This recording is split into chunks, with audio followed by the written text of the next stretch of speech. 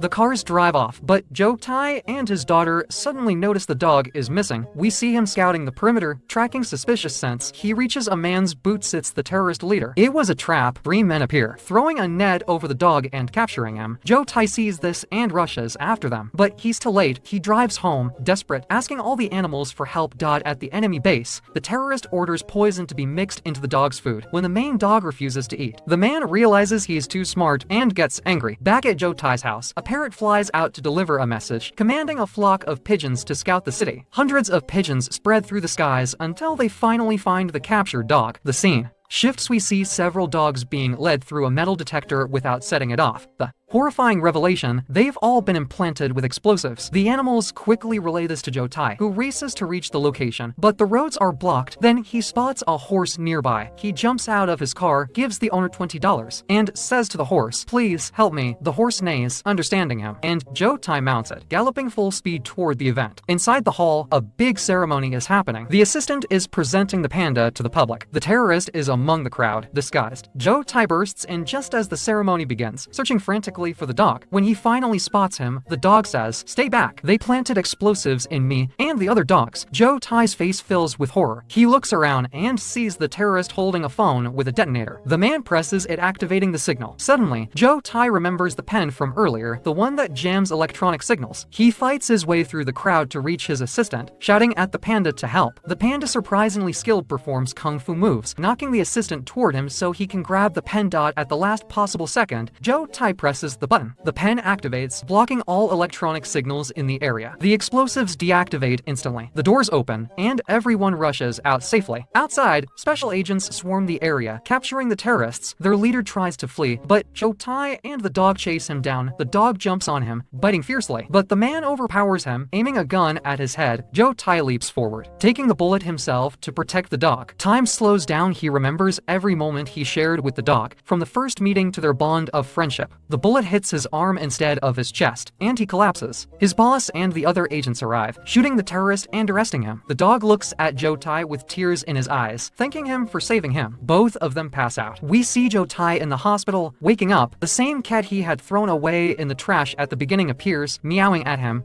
Feeling guilty, he quickly gets up to apologize. But the funny part is that when he runs to the fish tank, he doesn't hear any voices anymore. It's silent. Just then, he gets a phone call telling him to come see the dog. He rushes there and finds the dog lying on a table. The doctors had operated on him to remove the explosives. Joe Tai panics, thinking the dog died during surgery. His daughter enters the room too, crying. They both break down in tears until the vet walks in and says, "He's not dead. He's just asleep. We gave him anesthesia." Oh Tai and his daughter burst into laughter and relief, hugging the dog tightly. Later, at the secret agency, the team celebrates the success of their mission. Everyone cheers, and the dog is awarded a Medal of Honor. The movie ends with Joe Tai finally getting his long-awaited promotion.